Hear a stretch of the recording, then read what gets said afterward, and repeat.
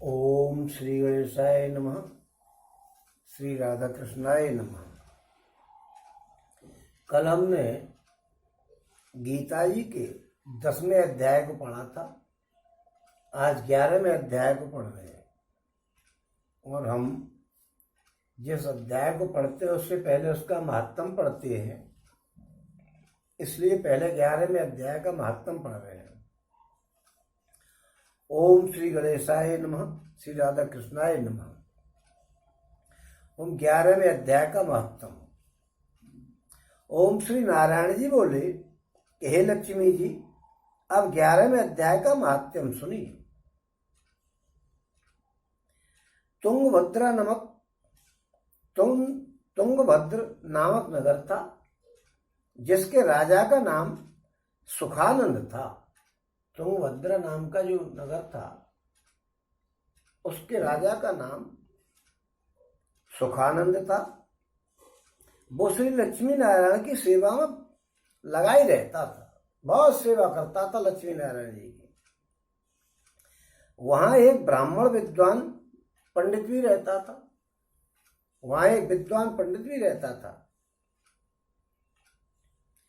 वो ब्राह्मण नित्य गीता जी के 11वें अध्याय का पाठ किया करता था। ब्राह्मण का ये काम था कि वो गीता जी के 11वें अध्याय का पाठ नित्य किया करता था। ओम ऐसा करते करते बहुत काल व्यतीत हो गया। एक दिन राजा के घर वो ब्राह्मण जी गए।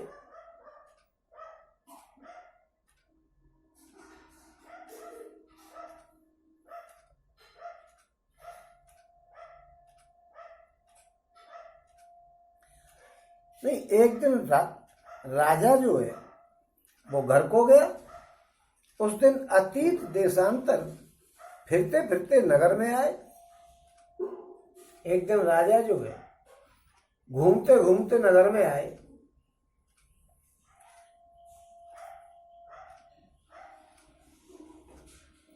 और वहां राजा के यहां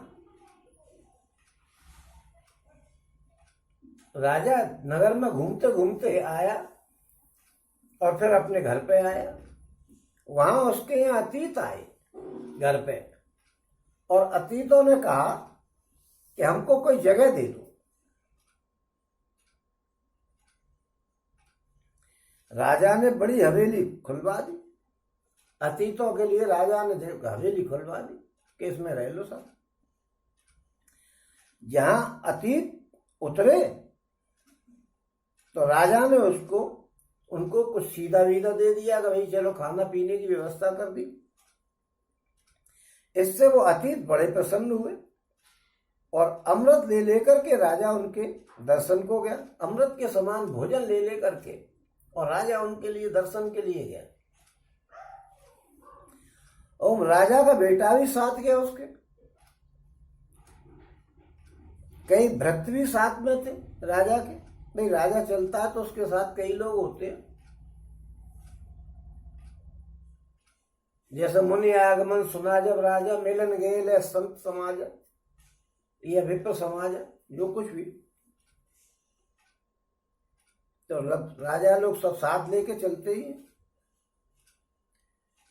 राजा उस हवेली में आया और जो महंत था उसके साथ बातचीत करने लगा और राजा का पुत्र खेलने लग गया। उस हवेली में एक प्रेत रहता था। उस प्रेत ने राजा के पुत्र को मार दिया।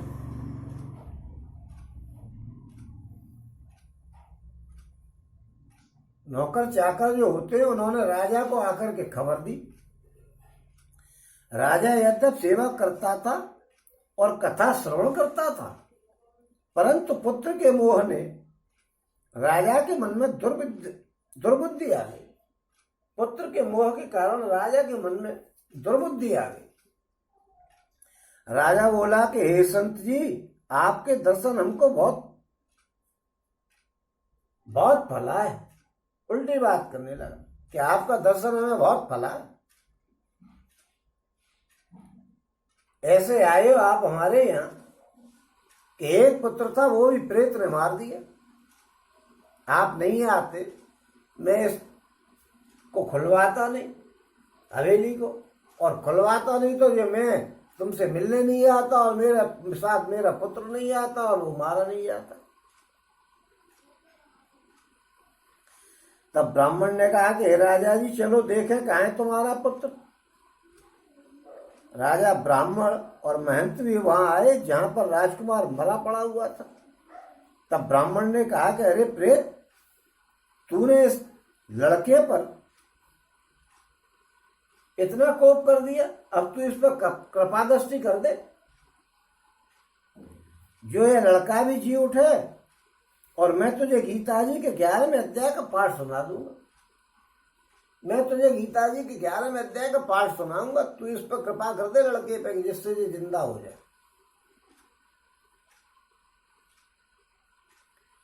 विप्र ने गीता जी के 11वें अध्याय को कहा कि मैं तुझे 11वें अध्याय का पाठ सुना दूंगा, तू उसे श्रवण करेगा, इससे तेरा कल्याण हो जाएगा, ये प्रेत योनि छूट जाएगी। 11वें अध्याय के महात्म को 11वें अध्याय को सुनते ही तू इस लड़के को जीवित कर दे। विप्र ने गीता जी के 11वें अध्याय का पाठ किया और प्रेत पर जल छिड़का, तत्काल प्रेत की योनि से छूट करके वो देवदेही हो गया और राजा का पुत्र उठ करके और बैठा हो गया, वो जीवित हो गया। प्रेत श्याम सुंदर चतुर्भुज रूप होकर के खड़ा हो गया और स्वर्ग से विमान आए, उनमें बैठ करके और बैकुंठ धाम को चला गया। राजा का पुत्र भी गीता के 11वें अध्याय का पाठ सुनने से श्री नारायण जी का भक्त हो गया। तब वो ब्राह्मण से राजा ने 11वें अध्याय का पाठ श्रवण किया और उसको श्रवण करते करते करते करते और राजा को परम गति की प्राप्ति हो गई। और यहाँ पे आकर के 11वें अध्याय का महात्म समाप्त। बोलो श्री कृष्ण भगवान की जय, बोलो श्री कृष्ण भगवान की जय, बोलो श्री कृष्ण भगवान की जय। 11वें अध्याय में ओम श्री परमात्मने नमः 11वां अध्याय। ओम इस अध्याय में अर्जुन की प्रार्थना करने पर भगवान ने उनको अपने विश्वरूप के दर्शन करवाए हैं। अध्याय के अधिकांश में केवल विश्वरूप का और उसके स्तवन का ही प्रकरण है, इसलिए इस अध्याय का नाम विश्वरूप दर्शन योग रखा गया है। इसमें अधिकतर जो है वो भगवान जी के स्तवन वगैरह का और विश्वरूप का ही वर्णन है।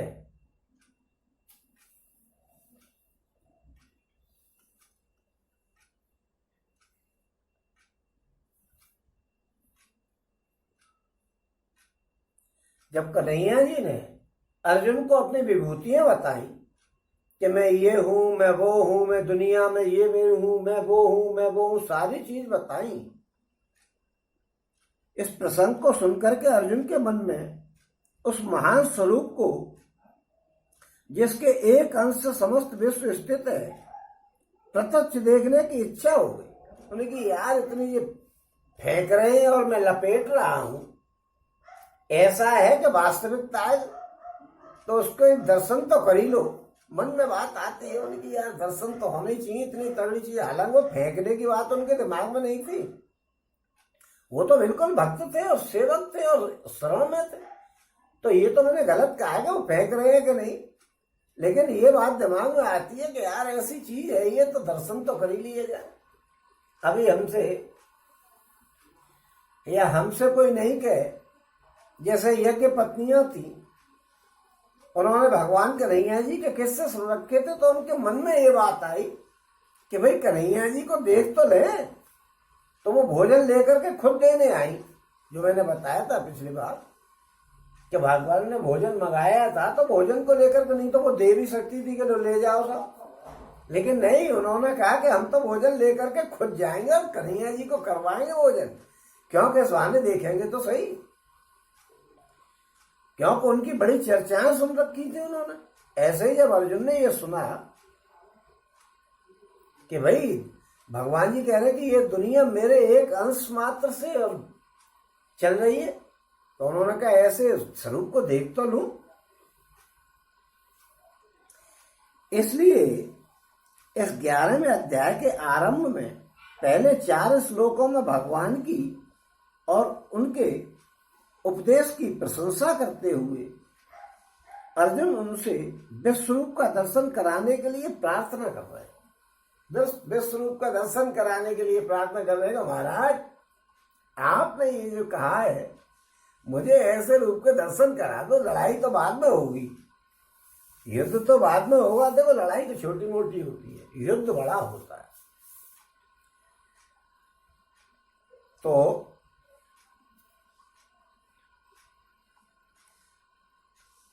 अर्जुन बोल रहे हैं, ओम अर्जुनोवाच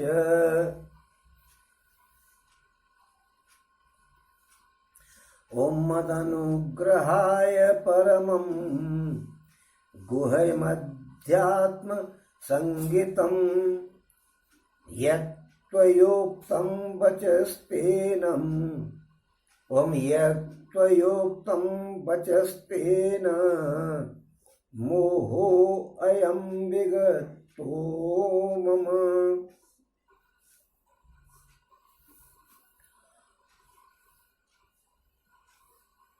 ओम भवाप्यतो हि भूतानां श्रुतो विस्तरसो मया त्वक्तः कमलपत्राच्च महात्म्यपि चाव्ययम्। ओम एवमेतद्यथार्थ त्वमात्मनं परमेश्वरं द्रष्टुमिच्छामि ते रूपम् ऐश्वरं पुरुषोत्तम। मन्यसे यदि तच्छक्यं मया द्रष्टुमिति प्रभो योगेश्वर ततो मे त्वं दर्शयात्मानमव्ययम्।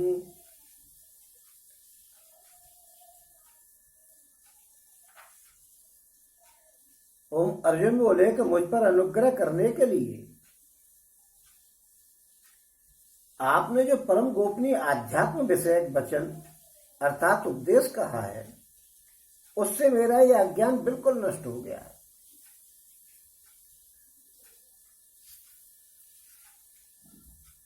ओम क्योंकि हे कमल नेत्र, मैंने आपसे भूतों की उत्पत्ति और प्रलय विस्तार पूर्वक सुने तथा आपकी अविनाशी महिमा भी सुनी है।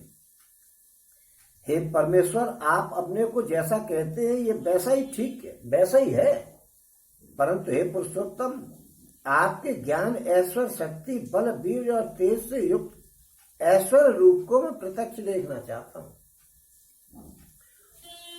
ओम हे प्रभु, यदि मेरे द्वारा आपका यह रूप देखा जाना शक्य है, ऐसा आप मानते हैं, तो हे योगेश्वर, उस अविनाशी स्वरूप का मुझे दर्शन कराइए। अर्जुन कह रहे हैं कि मुझ पर अनुग्रह करने के लिए आपने जो परम गोपनीय आध्यात्म विषय वचन उपदेश कहा है, उससे मेरा ये अज्ञान नष्ट हो गया। आध्यात्म विषय उपदेश किया है कि ये मैं हूं, मैं हूं। भगवान ने यहाँ आध्यात्मिक विषय क्यों कहा है और गोपनीय इसलिए कहा है कि इनको सब बातों को कोई आदमी नहीं जानता। हर आदमी कहाँ जानता है कि भगवान ही सब में व्याप्त है। इसलिए उन्होंने कहा कि जो आपने गोपनीय विषय बताया है, मुझको आध्यात्म विषय को उपदेश बताया है, उसको सुनकर के मेरा सारा ज्ञान नष्ट हो गया। क्योंकि ये बताइए कि दुनिया में मैं ही मैं हूं, इसको सब बात को भगवान की को कहाँ जानते हैं लोग तो हमारे जैसे अज्ञानी है ना, कि हमारा ये बेटा, हमारी ये पुत्री, हमारा ये पत्नी, हमारा ये घर, सब कुछ ऐसे ही करने वाले। 100 में से 99 नहीं, 1000 में से 999 ऐसे ही आदमी। 1000 में भी कोई मिल जाए तो एक अलग बात है। क्योंकि हे कमल नेत्र, कमल नेत्र का मतलब कमल जैसे उनके नेत्र हैं। विष्णु भगवान को तो वैसे ही कमल नेत्र कहते हैं। मैंने आपसे भूतों की उत्पत्ति प्रलय विस्तार पूर्वक सुने। भूत यानी दुनियादारी की जितनी वो संसार है, जो दिख रहा है और जो नहीं दिख रहा है वो भी, उनकी उत्पत्ति और प्रलय विस्तार पूर्वक सुना है तथा आपकी अविनाशी महिमा भी सुनी। आपकी अविनाशी महिमा, इसका कभी नाश नहीं होता है। ये भी तो भगवान जी एक हैं और सर्वज्ञ हैं और अचेत हैं। हे परमेश्वर, ईश्वरों के भी महान ईश्वर को परमेश्वर कहते हैं। परम ईश्वर यानी ईश्वरों के भी ईश्वर हैं आप। और आपने अपने को जैसा कहा है ये ठीक, आप वैसे ही हैं। परंतु हे पुरुषोत्तम, पुरुषोत्तम का मतलब है कि आप क्षर और अक्षर दोनों से ही उत्तम हैं और साक्षात भगवान है। पुरुषोत्तम क्षर और अक्षर से भी उत्तम। आपके ज्ञान ऐश्वर्य शक्ति बल वीर और तेज से युक्त, आपके ज्ञान, आपको जो ज्ञान है, आपके पास जो ऐश्वर्य है, आपकी जो शक्ति है, बल वीर और तेज से युक्त है।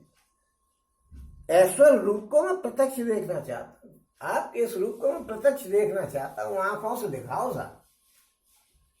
सुनने से आनंद नहीं आ रहा है। ज्ञान तो आ गया, अज्ञान नष्ट तो हो गया, लेकिन आनंद नहीं आया। ओम हे प्रभु, यदि मेरे द्वारा आपका यह रूप देखा जाना शक्य है, ऐसा आप मानते हैं, तो हे योगेश्वर, उस अविनाशी स्वरूप को मुझे दर्शन कराओ। अब यहां पे ये कहा है कि आपका मुझे देखा जाना शक्य। अगर मान लो मैं देखने के लायक नहीं हूं, तो आप इतने समर्थ हैं कि मुझे दिखा सकते हैं। और अगर मैं देखने में समर्थ हूं, तो वैसे भी मुझे दिखाई दो। हे योगेश्वर, अब यहां योगेश्वर भी कहा है। योगेश्वर क्यों कहा है? कि वो योगों के, कन्हैया जी सभी योगों के वो है ईश्वर। क्योंकि सभी योग जो है उन्होंने ही तो बताया, इसमें से सभी योगी योग तो चल रहे हैं, तो सभी योगों के वो स्वामी हैं, इसलिए उनको योगेश्वर कहा है। कि उस अविनाशी स्वरूप का, जिस स्वरूप का कभी विनाश नहीं हो सकता है, उस स्वरूप का मुझे दर्शन कराइए। ओम परम श्रद्धालु और परम प्रेमी अर्जुन की इस प्रकार प्रार्थना करने पर 3 श्लोकों में भगवान ने अपने विश्वरूप का वर्णन करते हुए उसे देखने के लिए अर्जुन को आज्ञा दी है।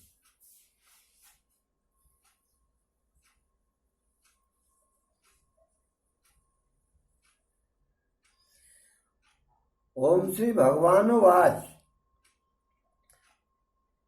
ओम पश्य मे पार्थ रूपाणि शतसो अथ सहस्रशः नानाविधानि दिव्यानि नानावर्णाकृतीनि च। ओम पश्यादित्यान् वसून् रुद्रान् अश्विनो मरुतस्तथा बहून्य दृष्टपूर्वाणि पश्याश्चर्याणि भारत। ओम भगवान जी बोले कि हे पार्थ, अब तू मेरे सैकड़ों हजारों नाना प्रकार के और नाना वर्ण और नाना आकृति वाले अलौकिक रूपों को देख। ओम हे भरतवंशी अर्जुन, मुझमें आदित्यों को देख, अर्थात अदिति के 12 पुत्रों को देख। कल बताया था कि अदिति के 12 पुत्र हैं, उनका नाम भी बताया था, विष्णु उन्हीं में से एक हैं। ओम 8 वसुओं को देख, 8 वसुओं का भी कल वर्णन किया था। ओम 11 रुद्रों को देख और दोनों अश्विनी कुमारों को देख, और 49 मरुदगणों को देख, जो कल वर्णन किया था। उन सबको वो कह रहे हैं कि सबको देख, क्योंकि 10वें अध्याय में सबकी विभूतियों का वर्णन किया था, तो विभूतियों में इनके नाम बताए थे कि ये मैं हूं, ये मैं हूं, ये मैं हूं। तो उन सबकी वो कह रहे हैं, तथा और भी बहुत से पहले नहीं देखे हुए आश्चर्यमय रूपों को देख। जो तूने पहले कभी नहीं देखे हो। भाई यही तो हम देख सकते हैं कि हमारे इस क्षेत्र में क्या है, इससे बाहर की दुनिया हमने कहाँ देखी। हमने अमेरिका, इंग्लैंड वगैरह कहाँ देखे। हालांकि आजकल पिक्चरों में बहुत कुछ दिखा देते हैं, लेकिन उससे क्या मतलब है। वैसा थोड़ी पिक्चर में तो कहीं सीन दिखा दिया, हीरो हीरोइन खड़े हुए और उसका बस दिखा दिया, लेकिन ये हमने कहाँ देखे। तो भगवान कह रहे तू और भी दुनिया देख। तुमने पहाड़ कहाँ देखे, हिमालय पर्वत का नाम सुना है, देखा कहाँ है। तो वो कह रहे हैं कि बहुत पहले नहीं देखे हुए, बहुत से जो पहले नहीं देखे वो आश्चर्य में रूपों को भी देख तू। अब यहाँ पे एक नई चीज उन्होंने बताई है, वो अश्विनी कुमारों का हमने वहां वर्णन पिछले अध्याय में नहीं किया था। ये अश्विनी कुमार जो थे, ये दोनों सूर्य की पत्नी संज्ञा से उत्पन्न हुए थे। ये बात विष्णु पुराण में बताई गई है। कहीं कहीं इनको कश्यप के और पुत्र भी माना गया है, अदिति के गर्भ से उत्पन्न माना गया है, कहीं ब्रह्मा के कान से उत्पन्न होने वाले माने गए ये अश्विनी कुमार। लेकिन ये सारी बातें कल्प भेद के कारण सत्य है, क्योंकि कल्पों में होते रहते हैं। उस कल्प में ऐसे हुए, उस कल्प में ऐसे हुए, कल्पों में होते रहते हैं। क्योंकि राम जी एक थोड़े ही, कन्हैया जी एक थोड़े ही, कितने कल्पों में हर एक, जब द्वापर का एंड आता है कन्हैया जी आते हैं, और त्रेता का एंड आता है तो राम जी आते। तो वो हर एक कल्पों में चलते रहते हैं। ये जो सर्याति की पुत्री च्यवन ऋषि एवं च्यवन ऋषि की पत्नी सुकन्या पर प्रसन्न होकर के इन्होंने वृद्ध और आंखों से कम देखने वाले, फूट गई थी जो आंखें उनकी, उनको जो जवान बना दिया था। च्यवन ऋषि सर्याति की जो पुत्री थी, और च्यवन मुनि जो थे उनकी पत्नी थी सुकन्या। एक बार ऐसा हुआ था, जो सुकन्या के अंधे थोड़े थे वो पहले, ऐसा हुआ था एक बार कि राजा सर्याति जो है वो अपने जनता को लेकर के, कुछ घुड़सवार वगैरह को लेकर के, और सन्यासियों के दर्शन करते हुए एक आश्रम में चले गए थे। तो वो आश्रमों में घूमते घूमते और वो च्यवन ऋषि के आश्रम में पहुंच गए। च्यवन ऋषि ने समाधि लगा करके, और उनके ऊपर दीमक फीमक सब आ गई थी, ऐसे समाधि में बैठे हुए थे। उस दीमक में से, मिट्टी के ढेर से में से, और कुछ दो आंखें उनकी चमक रही थी। जो सर्याति जी की जो सुकन्या थी, उसने देखा कि जो इस मिट्टी के ढेर में चमक काहे की मार रही है। उसने दो कांटे लेकर के उनकी आंखों में घुसेड़ दिए। अब वो आंखें उनकी थी, लेकिन उस लड़की को तो ये पता ही नहीं थी कि ये क्या होने की चमक मार रही है। चमक मार रही थी उनकी आंखों। वो दो कांटे घुसेड़ दिए, उसमें से खून की धारा बहने लग गई। अब खून की धारा बहने लग गई, उधर उनके सैनिकों के लैट्रिन बाथरूम रुक गए। किसी को कोई भूख नहीं लगा, किसी को प्यास नहीं लगा, कोई पेशाब नहीं कर पाया, कुछ नहीं। उनकी हालत खराब हो गई, पेट फूलने लगे। राजा ने देखा कि अचानक इस आश्रम में ऐसा क्या हो गया भाई। उन्होंने कही भाई ये च्यवन ऋषि का आश्रम है, किसी ने कोई गलती तो नहीं की है। अगर गलती कर दी हो तो बताइए। ये च्यवन ऋषि नाराज हो गए इसलिए ऐसा हो रहा है। लड़की ने बताया कि गलती तो कुछ नहीं हुई है, एक मिट्टी के ढेर में और रोशनी चमक रही थी, तो उसमें मैंने कांटे घुसेड़ दिए, तो उसमें से खून निकल आया है। बोली ओफो, इतना बड़ा अनर्थ।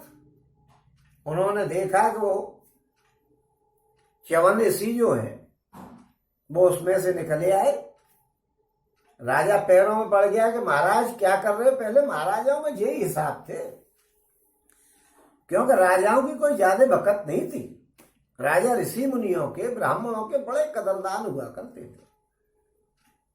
क्योंकि इसके अगर किस्से बताए जाए कि राजाओं ने कितनों ने सम्मान किया है ऋषि मुनियों का और ब्राह्मणों का, तो मेरे ख्याल से शाम हो जाएगी। लेकिन एक आध तो मैं बता दूं, क्योंकि तुलसी जी के 2 पत्ते पड़ जाना तो जरूरी है कन्हैया जी के प्रसाद में। जैसे कीन प्रणाम चरण धर माता, दीन आशीष मुदित मुनि नाता, विप्र बंद सब सादर बंदे, जान भाग्य बड़ राव आनंदे। कुशल प्रश्न कह 12 विश्वामित्र निकट बैठा। जो राजा जनक जी थे उन्होंने कीन प्रणाम चरण धर माता, जब विश्वामित्र जी आए थे उनके यहाँ धनुष यज्ञ को देखने, तो उन्होंने सुना कि वो आम के पेड़ के नीचे बैठे हुए हैं, तो उन्होंने वहां आकर के कीन प्रणाम चरण धर माता और दीन आशीष मुदित मुनि नाथा और विप्र बंद सब सादर बंदे, जान भाग्य बड़ राव आनंदे। बड़े भाग्यशाली अपने आप को उन्होंने जनक जी ने समझा कि मैंने आज दर्शन कर लिए विश्वामित्र जी के, ये सम्मान था पहले। और कुशल प्रश्न कहे 12 विश्वामित्र निकट बैठा रहा। देखिए विश्वामित्र जी ने हालात पूछे कि भाई क्या हाल है आपके, और फटाक से अपने निकट बैठा लिए, यानी आम के पेड़ के नीचे राजा को बैठा लिया। जो राजा गद्दी पर बैठते थे वो राजा आकर के और जमीन पे और वहां बैठ गए आम के पेड़ के नीचे। देखिए राजा की क्या स्थिति है। एक मुनियों का सम्मान देखिए, ये ऋषि मुनियों का सम्मान है, साधु संतों का सम्मान है। और आजकल साधु सम्मान नहीं करा पाते अपना, उसके कुछ अलग कारण है, लेकिन साधुओं का सम्मान जो वास्तव में साधु है उनका सम्मान तो हमको करना चाहिए। दशरथ जी ने भी तो क्या किया, मुनि दंडवत कीन महिषा, बार बार पद रज धर सीसा, और कौशिक राव लिए और लाई, कहे आशीष पूछी कुशलाई। मुनि दंडवत कीन महिषा, बार बार पद रज धर सीसा। जब दशरथ जी मिलने गए बारात लेकर के, तो वहां विश्वामित्र जी से मुलाकात हुई, तो पहले राम जी और लक्ष्मण जी से नहीं मिले, जबकि वर्षों से अपने बच्चे देखे नहीं थे। पहले उन्होंने मुनि के पैरों में प्रणाम किया। मुनि दंडवत कीन महिषा, बार बार पद रज धर सीसा, पैरों की रज को अपने शीश पर रखा है। ये पहले ब्राह्मणों का सम्मान था। तो वो ऋषि मुनि की मैं बात बता रहा था, जो 54 ऋषि जब बुढ़े से हो गए थे, वो बड़े हुए थे क्योंकि नसें उनकी खिंच गई थी। तब करते करते पूरे शरीर के मांस को तो वो खा गई थी, रह क्या गया था। भूख प्यास में वहां खाने तो जाते नहीं थे, जब समाधि में लगे हुए थे। अब राजा ने देखा कि भाई क्या करा जाए, कहीं 54 ऋषि साथ नहीं दे दे। तो उन्होंने कहा महाराज मेरी लड़की ने आपसे गलती की है, मैं इस लड़की की शादी आपसे किए दे रहा हूं। 54 ऋषि बोले चलो ठीक है भाई, इसको क्षमा कर दो, लड़की से शादी कर ली। अब लड़की तो बड़े बूढ़े से तो वो थे ही, लड़की जवान थी, वो शादी करके अपने घर चले गए। तो वहां ये अश्विनी कुमार जो थे वो उस समय के एक तरह के वैद्य थे। अश्विनी कुमार वहां आए तो उन्होंने कहा भाई अश्विनी कुमार से कहा भाई मैं बुजुर्ग हूं और मेरी महिला मेरी पत्नी जो है वो जवान है, यार हमको जवानी कर दो तुम।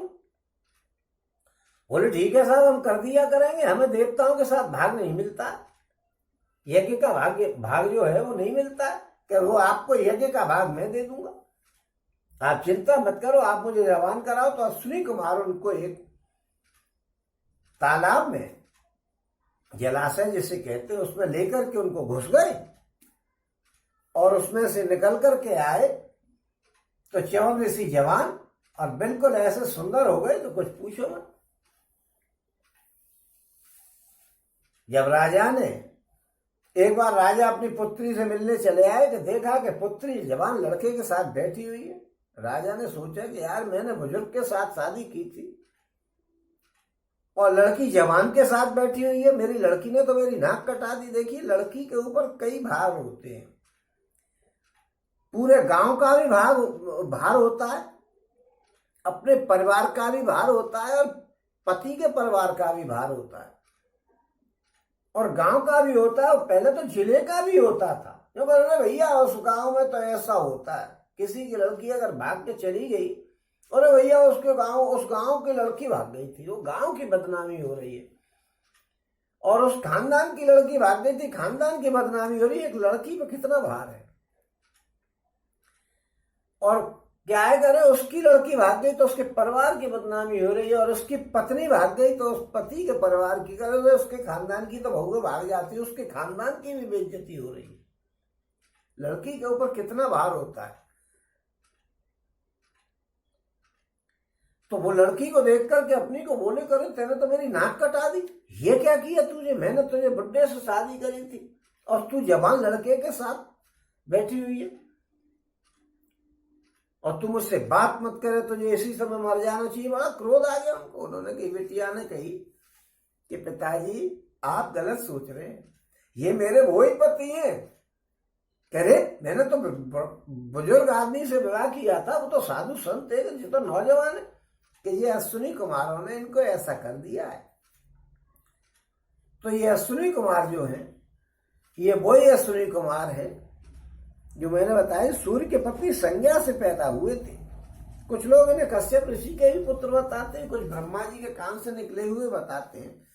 तो इन्होंने, कन्हैया जी कह रहे हैं कि ये अश्विनी कुमारों को भी देख ली, क्योंकि अश्विनी कुमार का जिक्र हमने यहाँ इसलिए किया है कि वसुओं का, एकादश रुद्रों का, आदित्यों का तो हम सब कल बता ही चुके हैं 10वें अध्याय में, इनका नहीं बताया था। ये दोनों अश्विनी कुमार जो हैं वो देवताओं के वैद्य थे, दवाई खिलाई और जवान कर देते थे।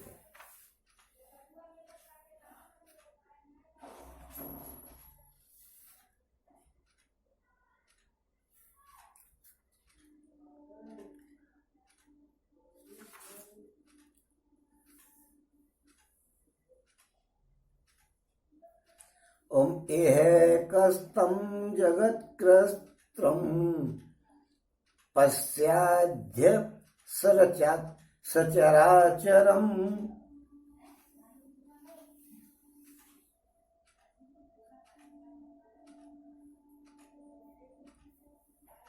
ओम एहकस्तं जगत्कृत्रं पश्याद सचराचरम्। मम देहे गुडाकेश यच्चान्यद्रष्टुमिच्छसि। ओम हे अर्जुन, अब इस मेरे शरीर में एक जगह स्थित चराचर सहित संपूर्ण जगत को देख, और भी जो कुछ देखना चाहता हो सब देख ले, जो तेरे मन में आए सो देख ले, एक जगह पे पूरी दुनिया को यहीं देख ले। ओम इस प्रकार 3 श्लोकों में बार बार अपना अद्भुत रूप देखने के लिए आज्ञा देने पर भी अर्जुन भगवान के रूप को नहीं देख सके। तब उसके न देख सकने के कारण को जानने वाले अंतर्यामी भगवान अर्जुन को दिव्य दृष्टि देने की इच्छा करके कहने लगे। उन्होंने देखी कि अर्जुन को कुछ दिख ही नहीं रहा, वही कन्हैया जी खड़े हुए।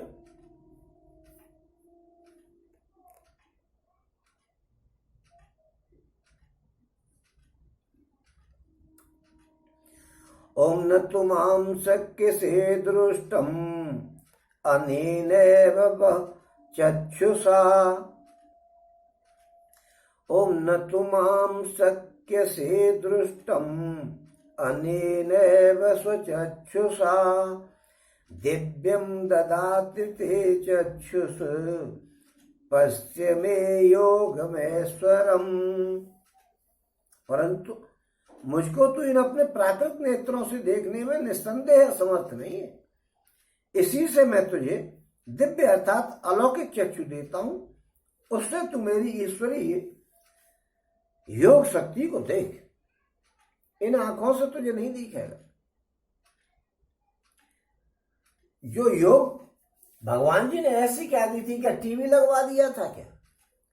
चलो मैं तेरी आंखों के सामने टीवी लगा दे रहा हूं, तू दुनिया को देख ले, लेकिन टीवी में तो वही प्रोग्राम दिखाए जाते हैं जो वहां से वो ब्रॉडकास्ट करते हैं। टीवी में दुनिया थोड़ी दिखाई जाती है, टीवी में तो जो लाइव चलता है वो दिखाया जाता है। लेकिन इस प्रकार भगवान ने उनको एक योग शक्ति दी थी, क्योंकि वो तो योगों के ईश्वर थे, तो उन्होंने एक योग शक्ति दे दी थी कि तू इस योग शक्ति के द्वारा और मेरे रूपों को देख।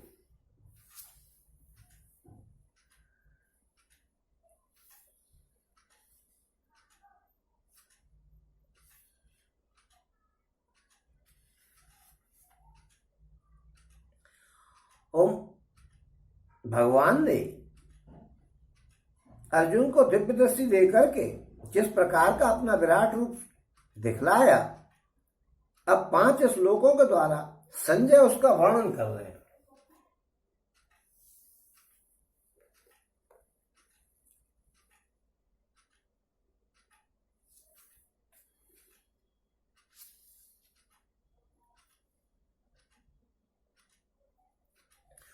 ओम एवं मुक्त्वा ततो राजन् महायोगेश्वरो हरिः दर्शयामास पार्थाय परम रूपमेश्वरम्।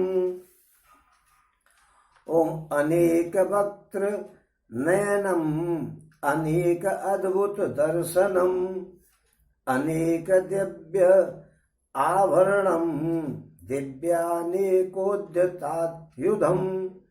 ओम दिव्य माल्यावरधरम ओम दिव्य माल्यावरधरम दिव्य गंधानुलेपनम सर्वाश्चर्यमयं देवम् अनंतं विश्वतोमुखम्।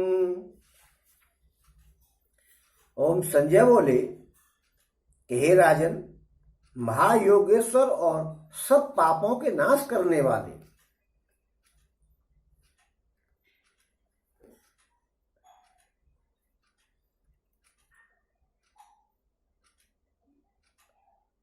भगवान ने इस प्रकार कहकर के उसके पश्चात अर्जुन को परम ऐश्वर्य युक्त दिव्य स्वरूप दिखलाया।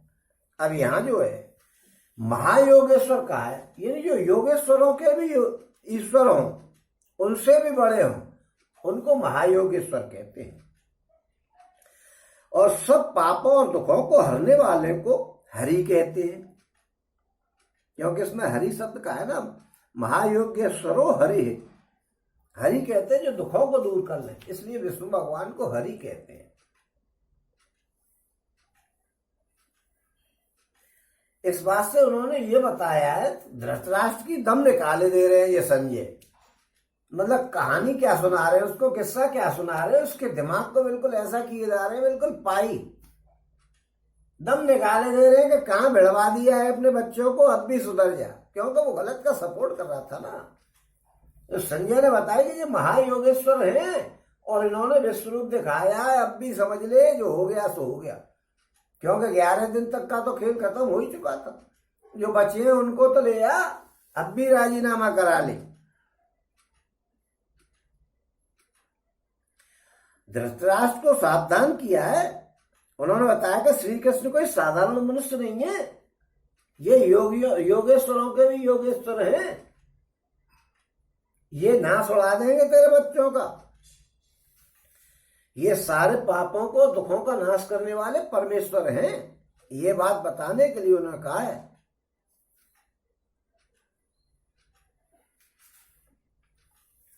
वो अनेक मुख और नेत्रों से युक्त, अनेक अद्भुत दर्शनों वाले, बहुत से दिव्य आभूषणों से युक्त और बहुत से दिव्य शस्त्रों को हाथ में उठाए हुए, दिव्य माला और दिव्य वस्त्रों को धारण किए हुए और दिव्य गंध का सारे शरीर पर लेप किए हुए, सब प्रकार के आश्चर्यों से युक्त, सीमा रहित और सब ओर मुख किए हुए विराट स्वरूप परम देव परमेश्वर को अर्जुन ने देखा।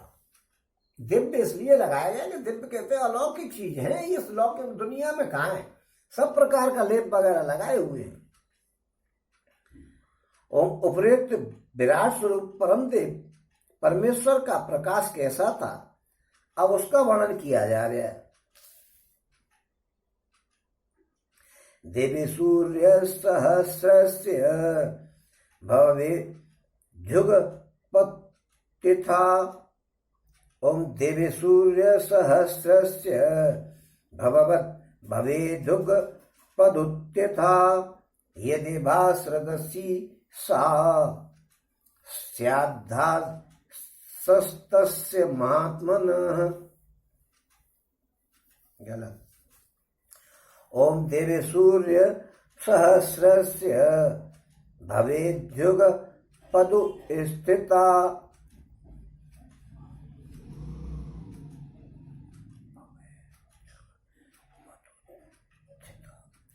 ओम देवी सूर्य सहस्रस्य भवेद्युग पदुत्थिता यदि भाद्रसी सा स्याद्धास्तस्य महात्मनः। आकाश में हजारों सूर्यों की एक साथ उदय होने से उत्पन्न जो प्रकाश होता है वो भी उस विश्वरूप परमात्मा के प्रकाश के सदृश कदाचित ही हो। हजारों सूर्यों में जितना उजाला होता उस वो भी उस भगवान के स्वरूप के उजाले के सामने कम था। अब भगवान ने उस प्रकाश में अद्भुत स्वरूप में अर्जुन ने सारे विश्व को किस प्रकार देखा ये बता रहे हैं। ओम तत्रैकस्तं जगत्कृत्स्नं परिविभक्त मनेकथा अपश्यद् देवदेवस्य शरीरे पांडवस्तदा। पांडुपुत्र अर्जुन ने उस समय अनेक प्रकार से विभक्त अर्थात पृथक पृथक संपूर्ण जगत को देवों के देव श्री कृष्ण भगवान के उस शरीर में एक जगह देखा। अर्जुन ने उस समय अनेक प्रकार के विभिन्न विभक्त अर्थात पृथक पृथक संपूर्ण जगत को दुनियादारी को उन्होंने देखा। उसमें पशु पक्षी जानवर पहाड़ सब कुछ देखा उन्होंने। ओम ततः स विस्मयो विष्टो हृष्टरोमा धनंजयः प्रणम्य शिरसा देवं कृतांजलिर्भासत। उसके अनंतर वह आश्चर्य से चकित और पुलकित शरीर अर्जुन प्रकाश में विश्वरूप परमात्मा को श्रद्धा भक्ति सहित सिर से प्रणाम करके हाथ जोड़ करके बोला। उस भगवान जी के उस स्वरूप को देख करके और अर्जुन को इतना महान हर्ष और आश्चर्य हुआ कि उनका शरीर पुलकित हो गया। अब धनंजय तो इसलिए कहा गया है कि वो पैसा लूट करके ले करके राजाओं को जीत करके लाए ही थे, तो वो बात बताई गई थी। उपयुक्त प्रकार से हर्ष और आश्चर्य से चकित अर्जुन अब भगवान के विश्वरूप में दिख पड़ने वाले दृश्यों का वर्णन करते हुए उस विश्वरूप का स्तवन कर रहे हैं।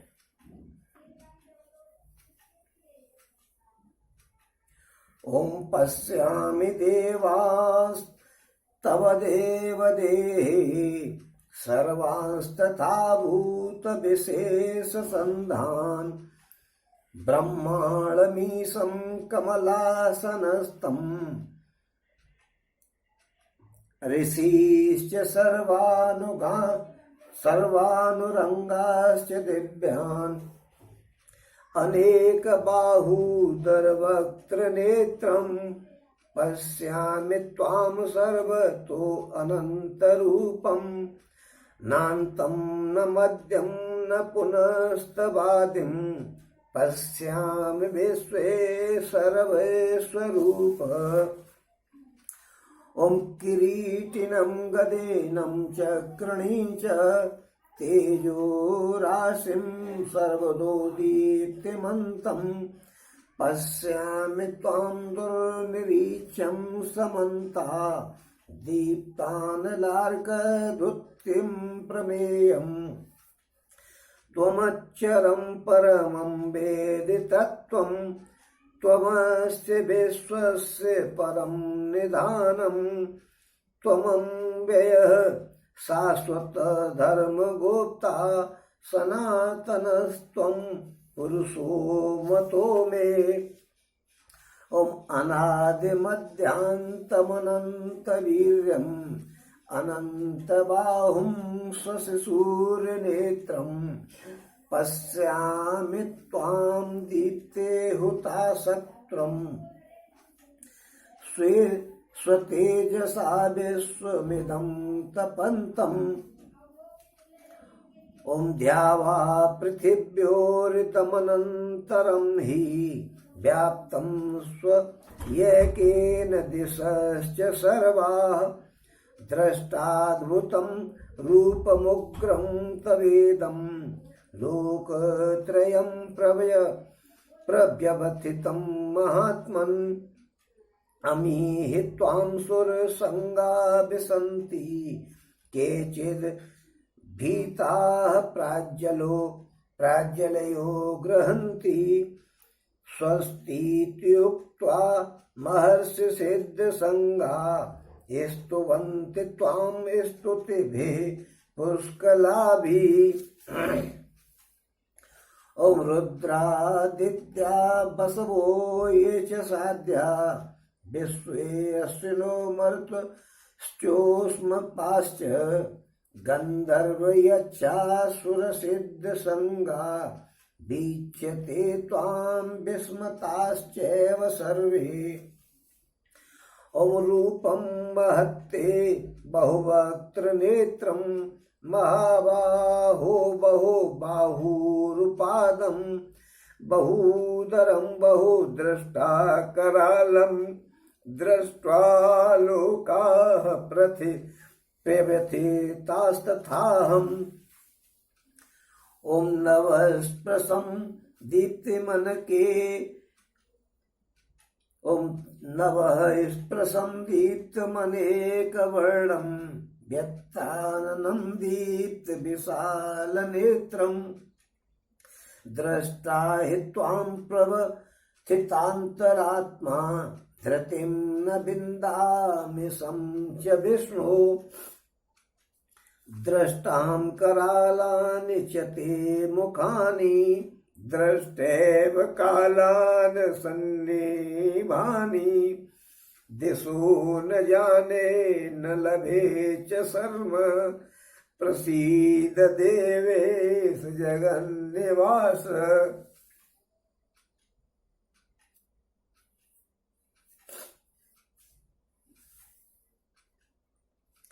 ॐ अमी च त्वां धृतराष्ट्रस्य पुत्रा सर्वे सवैवा नेपालसङ्ग ॐ भीष्मो द्रोणः सूतपुत्रस्तथासो सहासं धीररपि योधमुख्यः ॐ वक्त्राणि ते त्वरमाणा विसन्ति द्रष्टा करालानि भयानिकानि केचिद्विलग्ना दशनान्तरेषु चन्द्रस्य अन्ते चूर्णिं तैरत्तमाङ्गे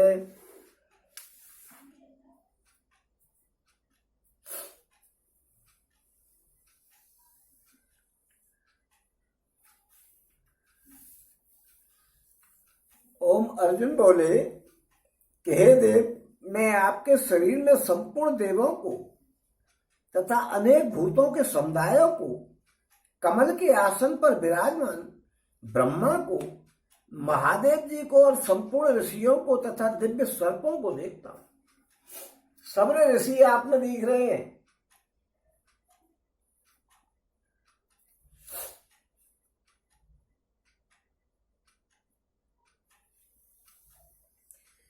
हे देव, मैं आपके शरीर में संपूर्ण देवों को, अनेक भूतों के समुदायों को, कमल के आसन पर विराजमान ब्रह्मा को, महादेव जी को और संपूर्ण ऋषियों को तथा दिव्य सर्पों को, बड़े बड़े जो सर्प हैं जो दिख नहीं पाते, दुनिया में नहीं है, ऐसे सर्पों को देख रहा हूं।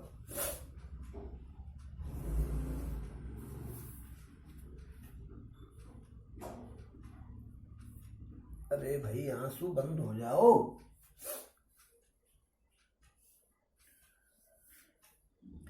ओम हे संपूर्ण विश्व के स्वामी, आपको अनेक भुजा, पेट, मुख और नेत्रों से युक्त तथा सब ओर से अनंत रूपों वाला देखता हूं। हे विश्वरूप, मैं आपके न अंत को देखता हूं, न मध्य को देखता हूं, न आदि को देखता हूं। क्योंकि यहां इन्होंने विश्वेश्वर कहा है। विश्वेश्वर इसलिए कहा है और विश्वरूप भी कहा है। इस समस्त विश्व के कर्ता, हर्ता और सबको अपने अपने कार्यों में नियुक्त करने वाले सबके अधीश्वर है भगवान। और यह समस्त विश्व वस्तुतः आपका ही स्वरूप है। आप ही इसके निमित्त उपादान कारण है, इसलिए उनको विश्वरूप कहा है।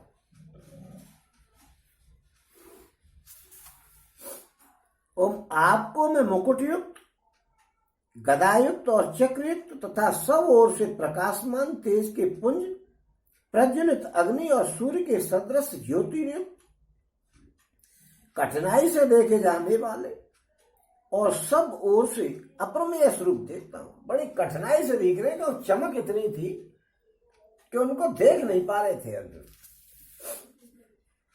ओम आप ही जानने योग्य परम अक्षर है, अर्थात परम ब्रह्म परमात्मा है। आप ही इस जगत के परम आश्रय हैं। आप ही अनादि धर्म के रक्षक हैं और आप ही अविनाशी सनातन पुरुष हैं, ऐसा मेरा मत है। आप ही जो कुछ है सो आप हैं, सारे भ्रम दूर। अव्यय है, जिसका कभी नाश नहीं हो, और महत्व जो है वो कम नहीं होता है, उसको अचेत कहते हैं। लेकिन जिसका कभी ना, अव्यय, अगर संधि विच्छेद करते हैं, व्यय माने खत्म, खर्च करना,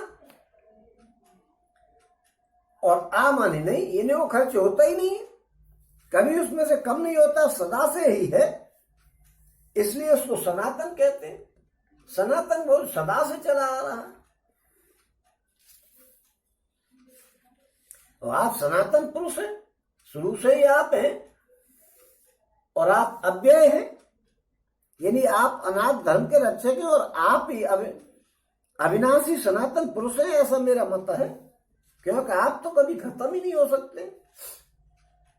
और आपको आदि अंत और मध्य से रहित अनंत सामर्थ्य युक्त, इतनी सामर्थ्य है कि बताई नहीं जा सकती है।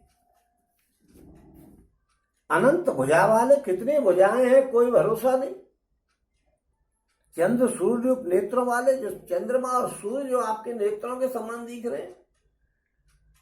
प्रज्वलित अग्नि रूप मुख वाले, जो अग्नि आपके मुख में, मुख समझ रहा हूं, वैसे ही ब्राह्मणों के मुख को जो है वो भगवान का मुख जो है वो ब्राह्मण बताए गए, तो उनको भोजन कराने से ब्राह्मण भगवान के मुख में भोजन जाता है, ऐसा विधान बताया गया है शास्त्रों में। और अपने तेज से इस जगत को संतृप्त करते हुए देखता हूं। इस जगत को संतृप्त कर रहे हैं आप अपने तेज से, पूरा तेज आपका फैला हुआ है। इसलिए अर्जुन ने यह बात दिखलाया कि ऐसे दिखलाई दे रहे हैं मानो आप अपने तेज से सारे विश्व को संतृप्त कर रहे हो,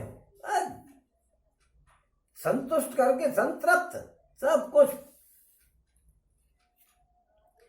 ओ हे महात्मन, यह स्वर्ग और पृथ्वी के बीच का संपूर्ण आकाश तथा सब दिशाएं एक आप से ही परिपूर्ण है। पूरी दिशाएं और आकाश तक सब आप ही आप हैं।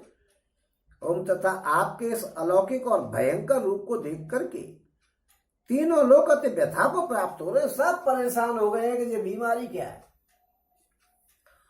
ओम हे वे ही देवताओं के समूह आप में प्रवेश करते हैं और कुछ भयभीत होकर के हाथ जोड़ करके आपके नाम और गुणों का उच्चारण कर रहे हैं। देवताओं के समूह आप में प्रवेश कर रहे हैं, यानी देवता भी अस्थायी हैं। तथा महर्षि और सिद्धों के समुदाय कल्याण हो ऐसा कहकर के उत्तम उत्तम स्तोत्रों द्वारा आपकी स्तुति कर रहे हैं। ये कल्याण हो, भगवान की कृपा में लगे पाने के लिए लगे हुए हैं।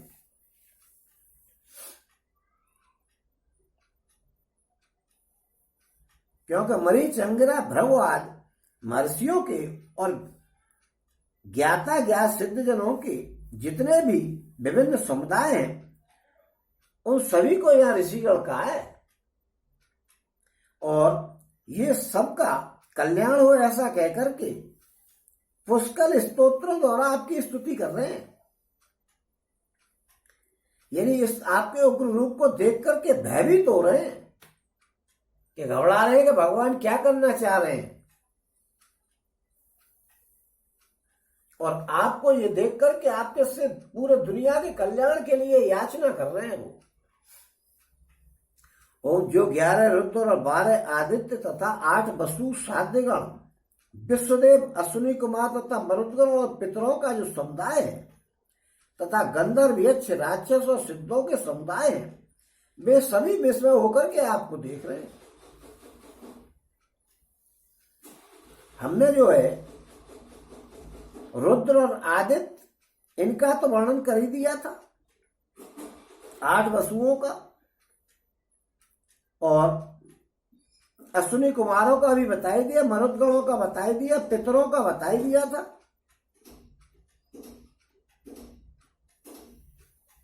अब साध्य देवताओं का नहीं बताया। साध्य जो है इन्होंने कहा कि मरुदगण, पितरों का समुदाय, गंधर्व, यक्ष, राक्षस और सिद्धों के समुदाय, 8 वसु, साध्यगण। वसु के साध्यगण के बारे में बता रहे। साध्यगण जो है इनके नाम बता दें। मन, अनुमंता, प्राण, नर, यान, चित्ती, है, नय, हंस, नारायण, प्रभव और विभु, ये 12 साध्य देवता हैं। इन 12 साध्य गणों की धर्म की पुत्री दक्ष कन्या, धर्म की पत्नी दक्ष कन्या साध्या से हुई थी, इसे इसलिए इनको साध्य गण कहते हैं। दक्ष की भी ढेरों पत्नियां, लड़कियां थी, वो सब ऋषियों को एक एक की जगह पर 2-2, 4-4, 6-6 दे दिए। विश्वदेव, अश्विनी कुमार, मरुद, 8 वसु। इसमें हमने विश्वदेवों के नाम और बता दें। विश्वदेव है क्रतु, दक्ष, श्रव, सत्य, काल, काम, धुनि, कुर्वान, प्रभुवान और रोचमान, ये 10 विश्वदेव हैं।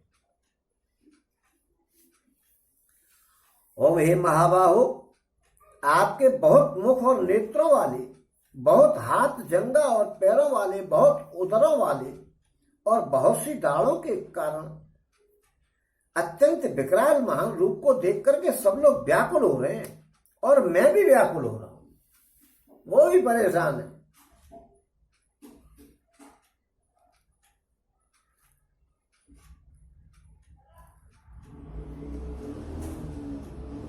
ये विश्वदेवों की उत्पत्ति भी जो है वो दक्ष कन्या से ही हुई थी, धर्म की पत्नी से ही।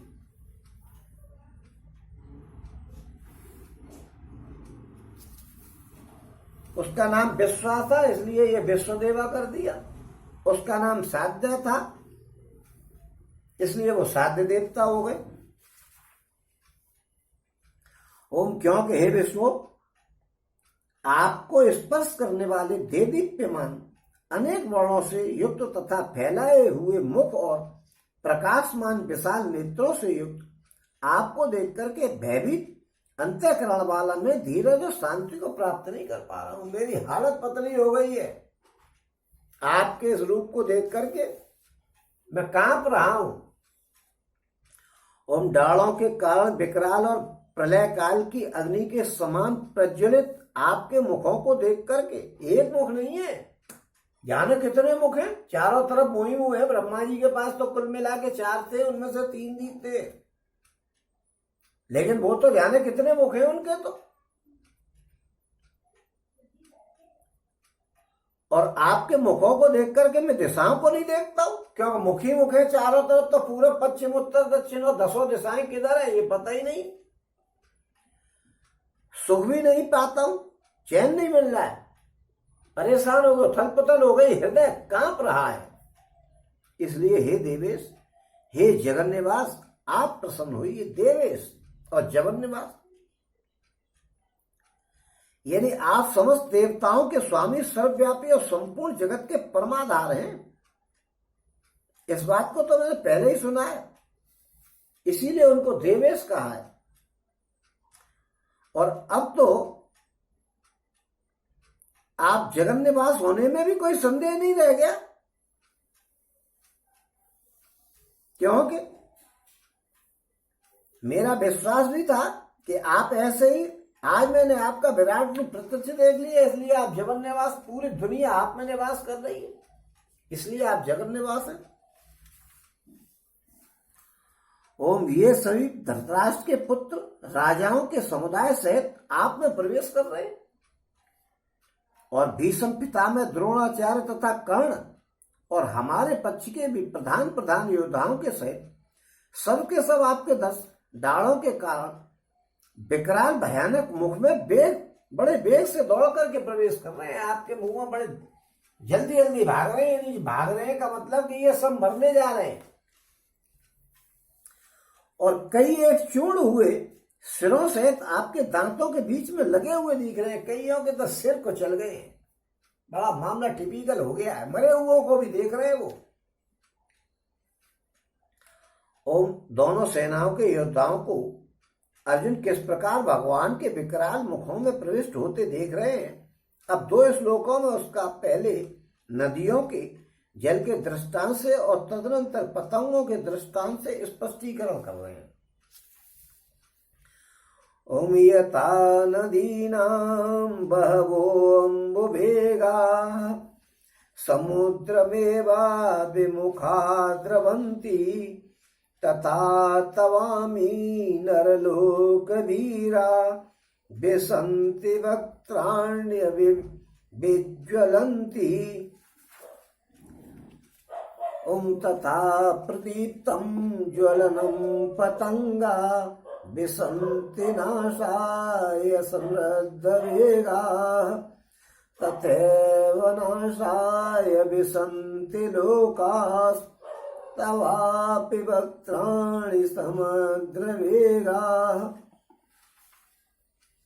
और जैसे नदियों के बहुत से जल के प्रवाह स्वाभाविक ही समुद्र के ही सम्मुख दौड़ते हैं, अर्थात समुद्र में ही प्रवेश कर जाते हैं। नदियां जो जाती हैं सब समुद्र में चली जाती हैं। वैसे ये नरलोक के वीर भी आपके प्रज्वलित मुखों में प्रवेश कर रहे हैं। जैसे नदियों का पानी समुद्र में जाता है, ऐसे ही ये सबरे वीर आपके मुंह में जा रहे हैं। जैसे पतंगा मोहवश नष्ट होने के लिए प्रज्वलित अग्नि में अतिवेग से दौड़ते हुए प्रवेश करते हैं, वैसे ही ये सब लोग भी अपने नाश के लिए आपके मुखों में अतिवेग से दौड़ते हुए प्रवेश कर रहे हैं। जो सब आपके मुंह में अपने नाश के लिए दौड़ दौड़ करके प्रवेश कर रहे हैं। हम दोनों सेनाओं के लोगों के प्रवेश का दृष्टांत देकर के अब वर्णन करके अब उन लोगों को भगवान किस प्रकार नष्ट कर रहे हैं इसका और वर्णन कर रहे हैं। ओम, ले से कृसमान समन्ता लोकान् समग्रान् बदनैर्ज्वलद्धि तेजोभिरापूर्य जगत् समग्रम् भासस्तवोग्रा प्रतपन्ति विष्णु। आप उन संपूर्ण लोगों को प्रज्वलित मुखों द्वारा ग्रास करते हुए सब ओर से बार बार चाट रहे हैं। हे विष्णु, आपका उग्र प्रकाश संपूर्ण जगत को तेज के द्वारा परिपूर्ण करके तपा रहा है। आपके प्रकाश से तप रहे हैं। जैसा गर्मियों में धूप नहीं सहन होती, ऐसा आपका जो तेज है वो सहन नहीं हो पा रहा है।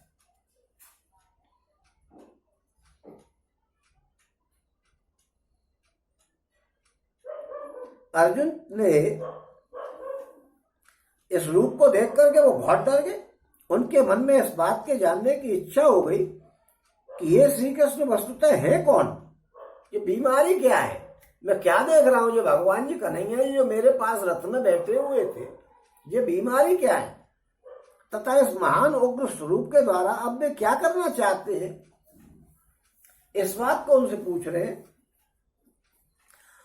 ओम, आख्याहि मे को भवानुग्र रूपो नमोऽस्तु ते देववर प्रसीद विज्ञातुमिच्छामि भवन्तमाद्यं नहीं प्रजानामि तव प्रवृत्तिम। मुझे बतलाइए कि आप उग्र रूप वाले कौन हैं। हे देवों में श्रेष्ठ, आपको नमस्कार हो, आप प्रसन्न होइए। आदि पुरुष, आपको मैं विशेष रूप से जानना चाहता हूं, क्योंकि मैं आपकी प्रवृत्ति को नहीं जानता हूं। देव पर उनको कहते हैं देवताओं में भी श्रेष्ठ हूं, मैं आपकी प्रवृत्ति को नहीं जानता हूं।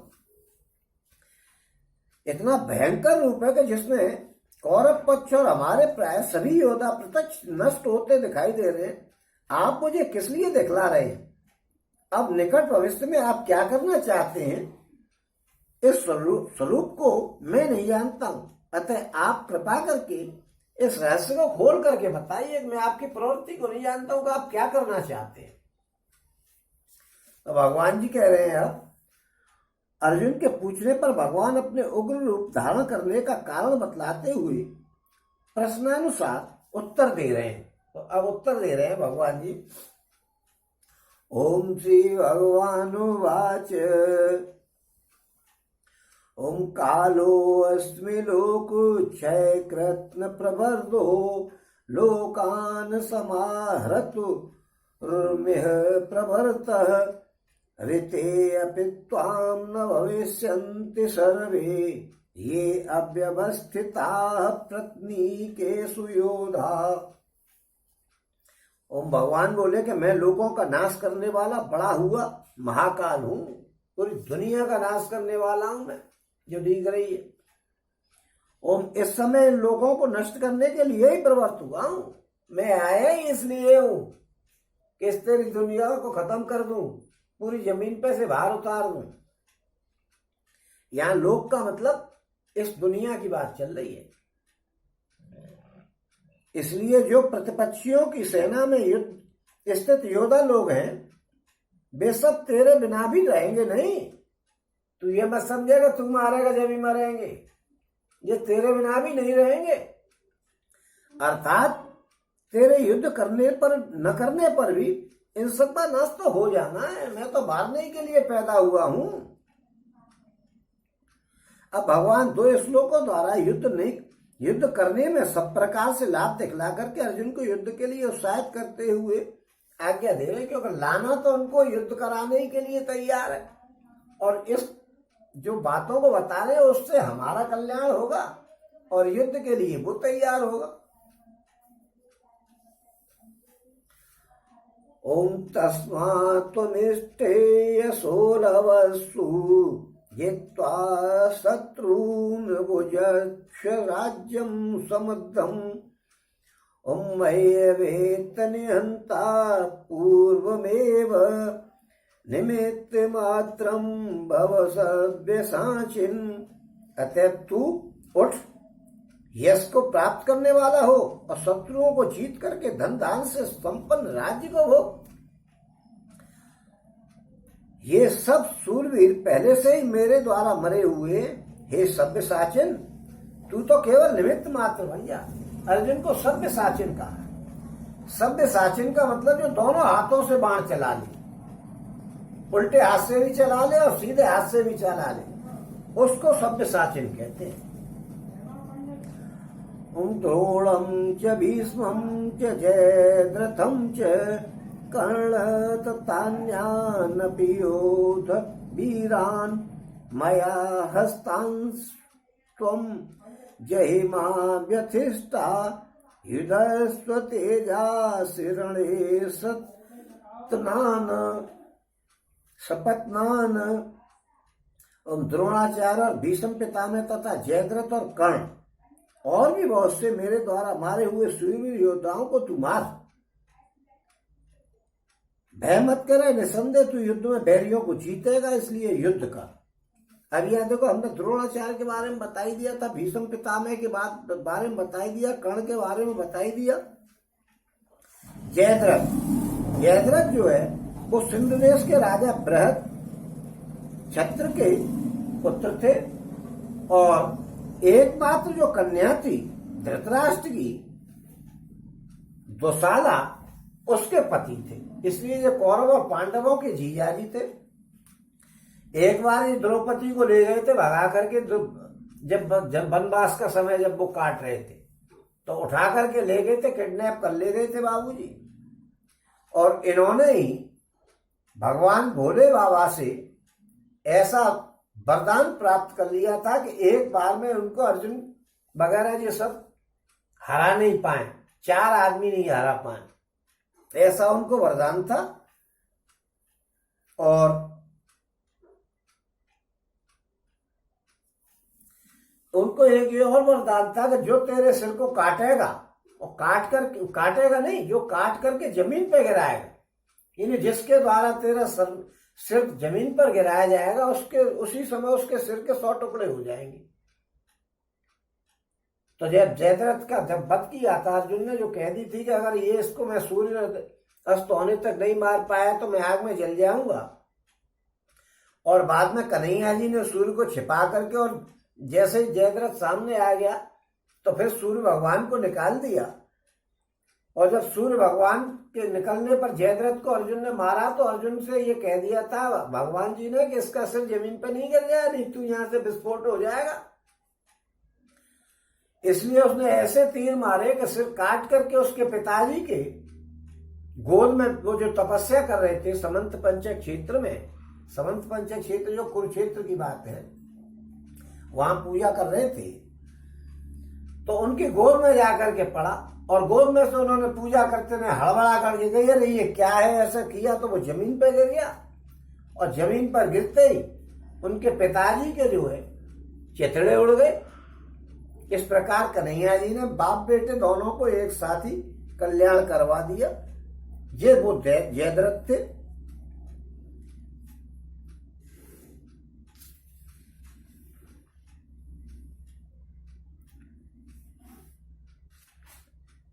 और इस प्रकार भगवान के मुख से सब बातें सुनने के बाद अर्जुन की कैसी परिस्थिति हुई, कैसी स्थिति हो गई, उन्होंने क्या किया, इस जिज्ञासा पे संजय कह रहे हैं।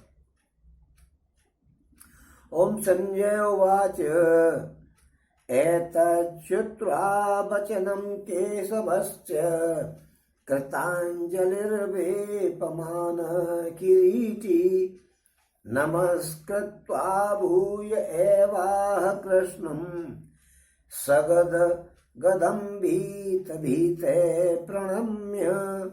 संजय बोले कि केशव, संजय बोले कि केशव भगवान के इस वचन को सुनकर के मुकुटधारी अर्जुन हाथ जोड़ करके कांपता हुआ नमस्कार करके, फिर भी अनंत भयभीत होकर के प्रणाम करके भगवान श्री कृष्ण के प्रति गदगद वाणी से बोला। अर्जुन बोला कांपते हुए, फिर केशव कह दिया। लेकिन ये अर्जुन, वो जो संजय कौन है, कि संजय जो भगवान जी के भक्त हैं, और वो भगवान जी के खिलाफ एक शब्द बोल नहीं सकते, और ये लड़ाई भगवान जी के खिलाफ चल रही थी। क्यों, भगवान जी ने तो कही थी मत लड़ो, वो माने नहीं, तो वो धृतराष्ट्र की दम निकाले दे रहे। इसलिए उन्होंने कहा कि केशव, जिसके ब्रह्मा विष्णु महेश तीनों रूप उन्हीं के हैं, ये ऐसा कर रहे हैं, अब भी मान जा।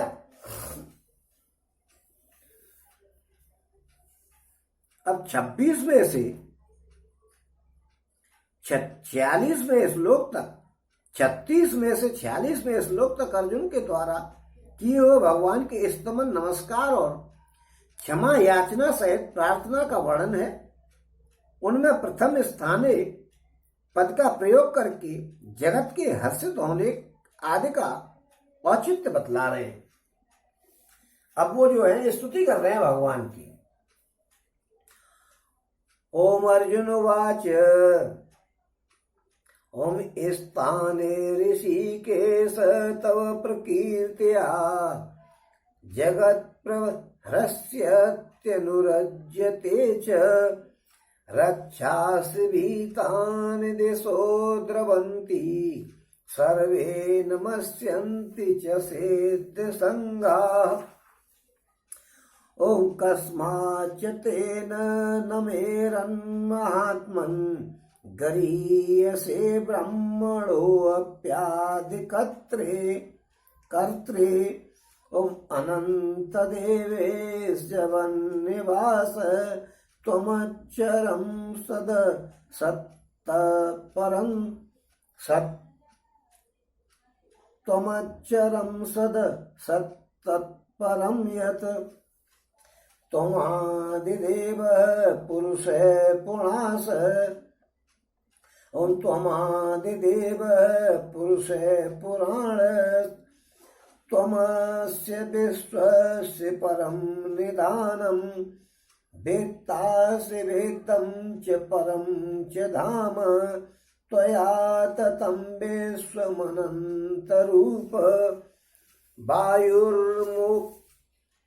वायुर्यमो अग्निवरुणः शशाङ्कः प्रजापतिस्त्वं प्रपितामहश्च नमो नमस्ते अस्तु सहस्रकृत्वः पुनश्च भूयो अपि नो नमस्ते नमः पुरस्तादत पृष्ठतस्ते नमोस्तु ते और नमोस्तु ते सर्वत एव सर्व अनन्तवीर्यामिति विक्रमस्त्वं सर्वं समाप्नोषि ततो असि सर्वः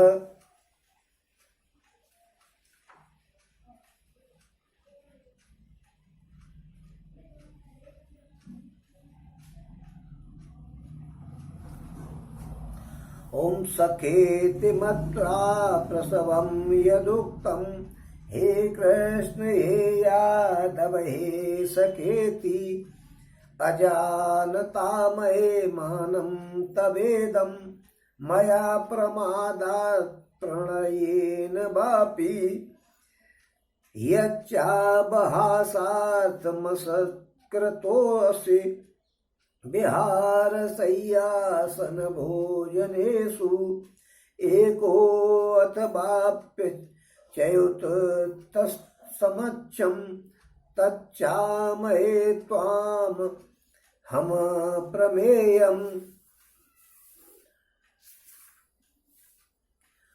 ओम पितासि लोकस्य चराचरस्य त्वमस्य पूज्यस्य गुरुर्गरीयान् न त्वस्त्वमोऽस्त्य व्यधिकः कुतोऽन्यो लोकत्रयेऽप्यप्रतिम प्रभाव तस्मात् प्रवणस्म्य प्रणिधाय कायं प्रसादये त्वां हमीसमीड्यम् पितवे पुत्रस्य सुखे सखेव सख्यः प्रियः प्रियायार्हसि देव सोढ्यम् ओम अदृष्टपूर्वं हृषितोऽस्मि दृष्ट्वा भयेन च प्रव्यवस्थितं मनो मे तदेव मे दर्शय देवरूपं प्रसीद देवेश जगन्निवास किरीटिनं गदेनं चक्रहस्तमि इच्छामि त्वां द्रष्टुमहं तथैव तेनैव रूपेण चतुर्भुजेन सहस्रबाहो भव विश्वमूर्ते।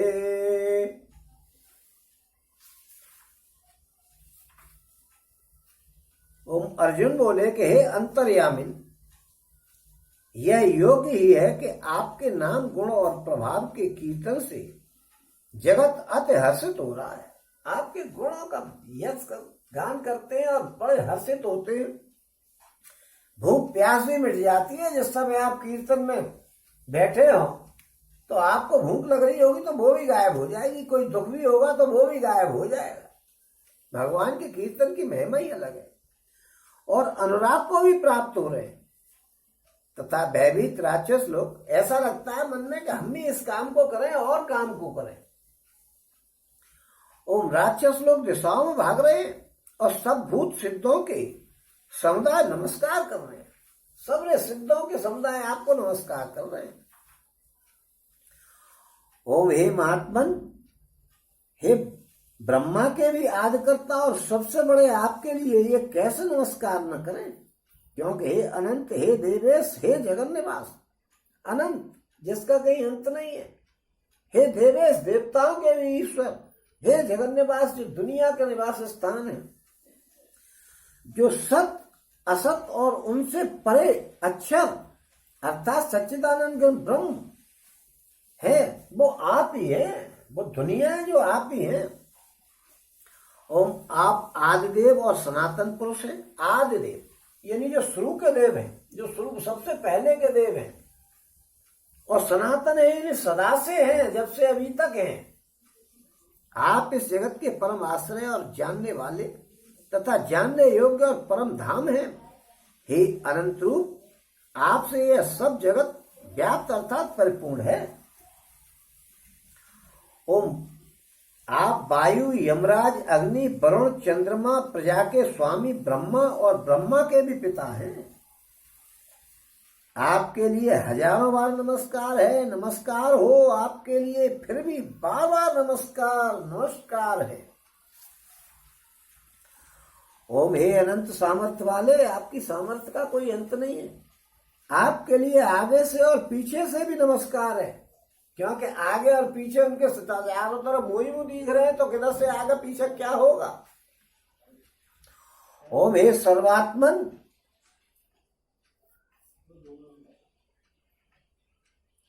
यानी आप सर्वात्मन यानी सबके आत्मा है, सर्वव्यापी है और सर्वरूप है, उनको कहते हैं सर्वात्मन।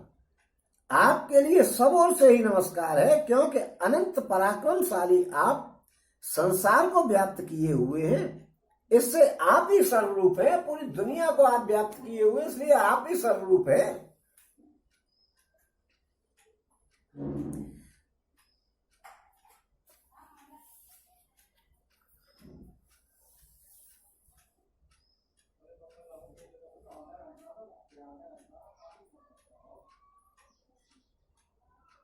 यानी आपसे कोई चीज अलग है ही नहीं।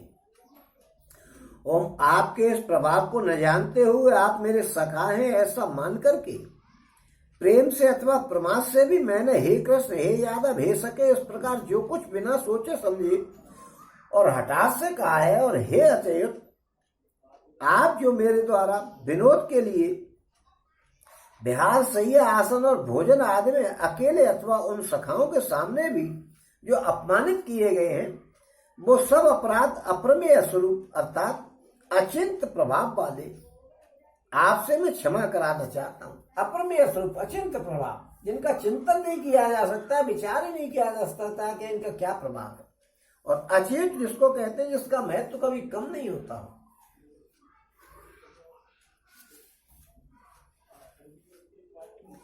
अपने महत्व स्वरूप से जिसका कभी पतन नहीं होता हो, उसे अचेत कहते हैं।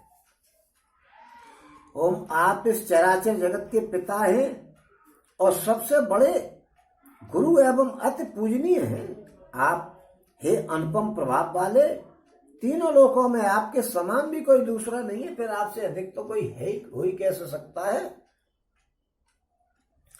ओम अतएव हे प्रभु, मैं शरीर को भली बात चरणों में निवेदित करके प्रणाम करके स्तुति करने योग्य आप ईश्वर को प्रसन्न होने के लिए प्रार्थना करता हूँ। हे प्रभु, मैं शरीर को भली बात चरणों में निवेदित करके मैं आपके पैरों में पड़ा हुआ हूं। महाराज क्या कर रहे हो, आप लौट के आओ। वो वाला चल रहा है कि आ लौट के आजा मेरे मीत, तुझे ते मेरे गीत बुलाते हैं। आपको मेरे गीत बुला रहे हैं, आपसे प्रार्थना कर रहा हूं कि आप लौटे आओ। ओम हे देव, स्तुति करने योग्य आप ईश्वर को प्रसन्न होने के लिए प्रार्थना कर रहा हूं। हे देव, पिता जैसे पुत्र के, सखा जैसे सखा के और पति जैसे प्रियतमा पत्नी के अपराध सहन करते हैं, वैसे ही आप भी मेरे अपराधों को सहन करने योग्य है। पिता पुत्र की कोई गलती हो गई, पिता क्षमा कर देगा।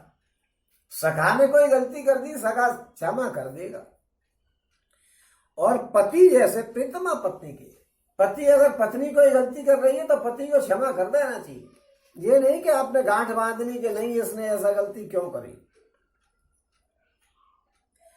और मैं पहले न देखे हुए आपके इस आश्चर्यमय रूप को देख करके हर्षित हो रहा हूं। आपको ये पहले रूप नहीं देखा था, नहीं तो मैं हे यादव हे सखा क्यों कहता। और मेरे मन में भय से व्याकुल भी हो रहा, मेरा मन व्याकुल भी हो रहा है आपके इस रूप को देख करके। ये है क्या बीमारी। ओम इसलिए आप उस अपने चतुर्भुज विश्व रूप को ही मुझे दिखाइए। हे देवेश, हे जगन्निवास, प्रसन्न होइए। मैं वैसे ही आपको मुकुट धारण किए हुए तथा गदा और चक्र हाथ में लिए हुए देखना चाहता हूं। इसलिए हे विश्वरूप, हे सहस्रबाहो, आप उसी चतुर्भुज रूप से प्रकट हुई। सहस्रबाहो यानी हजारों भुजा वाले। जगन्निवास उनको कहते हैं जो सर्वव्यापी हो और जगत के आधार हो, उनको जगन्निवास कहते हैं।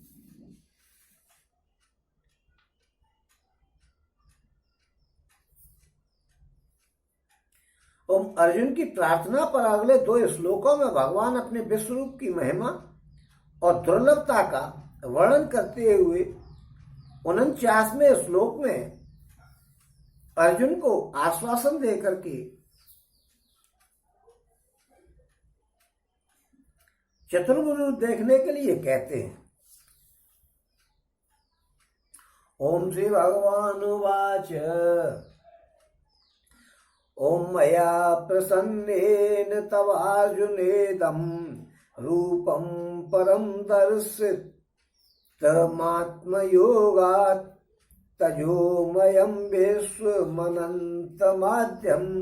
यन्मे त्वदन्येन न द्रष्टपूर्वम् न वेदयज्ञाध्ययनेर्न दानेर्न न वेदयज्ञाध्ययनेर्न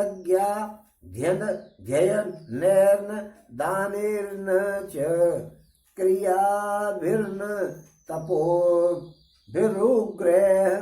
एवं रूपः शक्ये अहं लोके दृष्टं त्वदन्येन कुरु प्रवीर। मा ते व्यथा मा च विमूढभावो द्रष्टारूपं घोरमीदृढममेदं व्यपेतभिः प्रीतिमनाः पुनस्त्वं तदेव मे रूपमिदं प्रपश्य। ओम हे भगवान कन्हैया जी बोले कि हे अर्जुन, अनुग्रह पूर्वक मैंने अपनी योग शक्ति के प्रभाव से यह मेरा परम तेजोमय सबका आदि और सीमा रहित विराट स्वरूप तुझको दिखलाया है।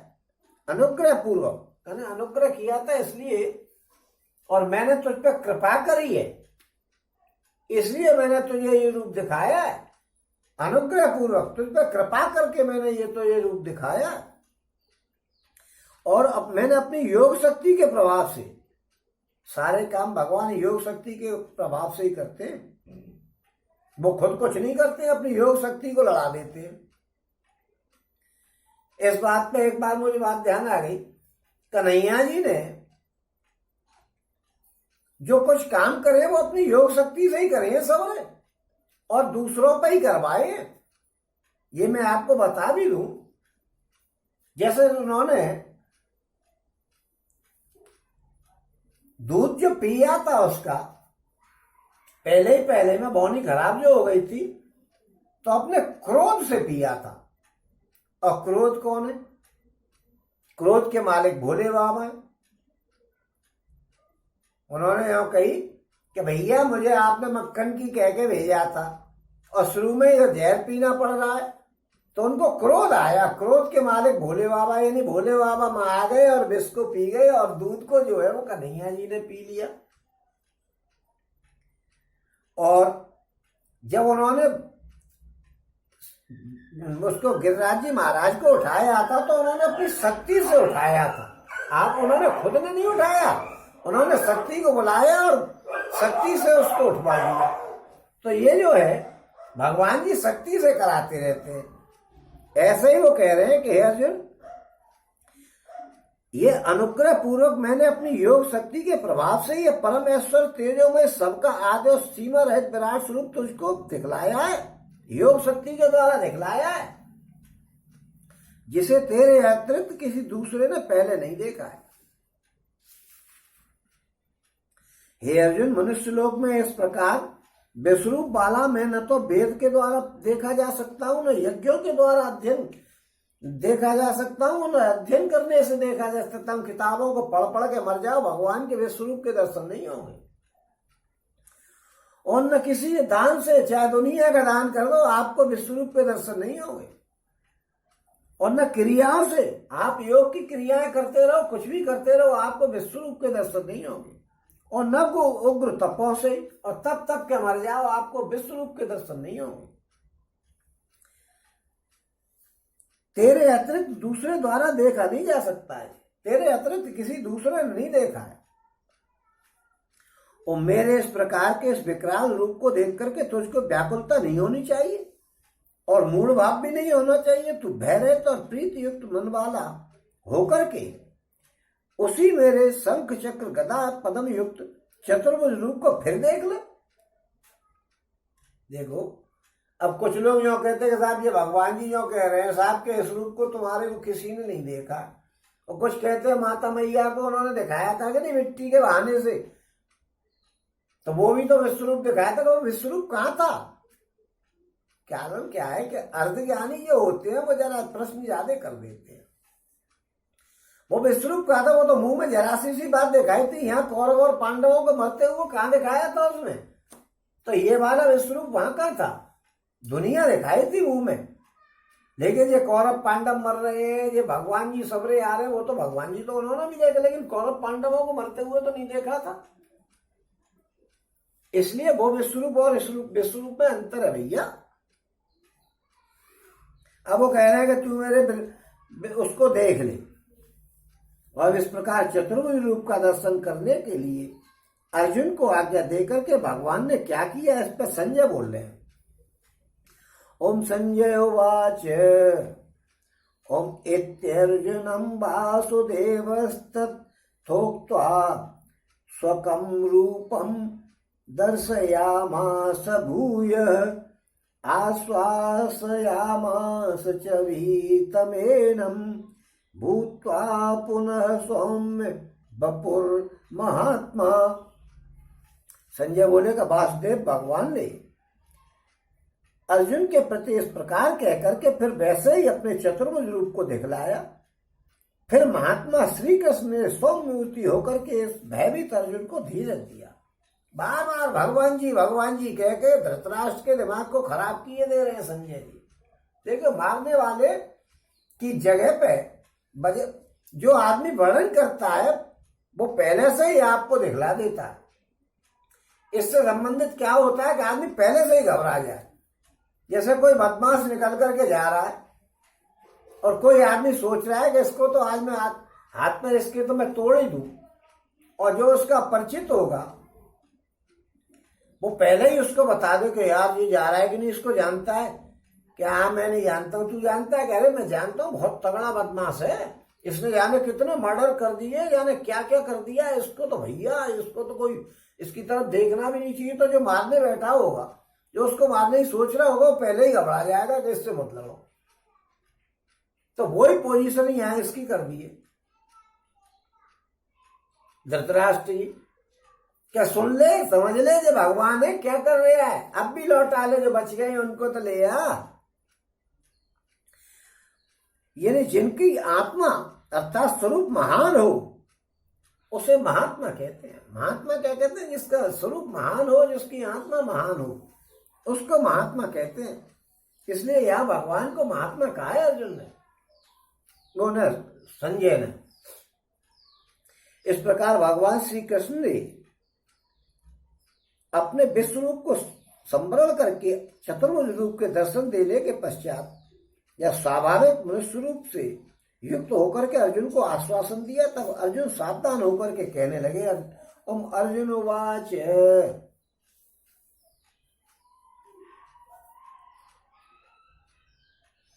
ओम दृष्टद्वेदं मानुषं रूपं तव सौम्यम जनार्दन इदानीमस्मि संवृत्तः सचेता प्रकृतिं गतः। अर्जुन बोले कि हे जनार्दन, आपके इस अति शांत मनुष्य रूप को देख करके अब मैं स्थिर चित्त हो गया। आपके इस मनुष्य रूप को देख करके अब मैं नॉर्मल हो गया भाई साहब, और अपनी स्वाभाविक स्थिति को प्राप्त हो गया हूं। अब मैंने आपके इस रूप को देख लिया भाई साहब, अब मैं नॉर्मल हो गया। इस प्रकार अर्जुन के वचन सुनकर के अब भगवान 2 श्लोकों में अपने चतुर्भुज देव रूप के दर्शन की दुर्लभता और उसकी महिमा का वर्णन कर रहे हैं।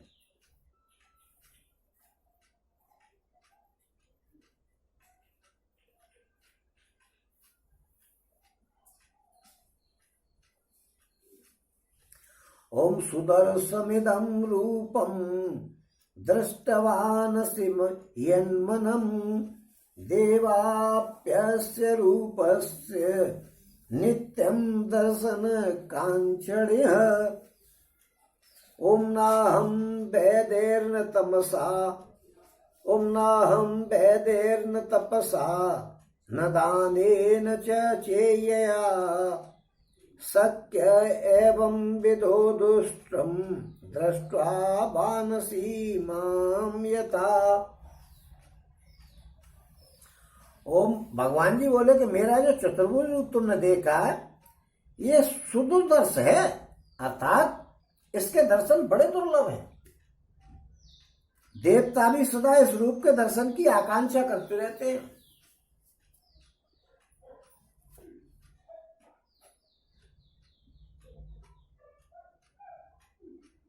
ओम जिस प्रकार तुमने मुझको देखा है इस प्रकार चतुर्भुज रूप वाला में न वेदों से देखा जा सकता हूं, वेदों को पढ़ पढ़ के मर जाओ चतुर्भुज रूप के दर्शन भी नहीं होंगे।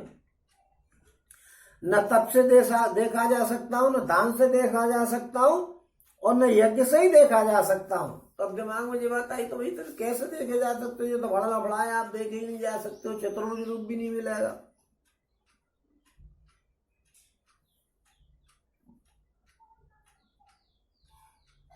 यदि उपयुक्त उपायों से आपके दर्शन नहीं होंगे तो फिर किस उपाय से हो सकते हैं?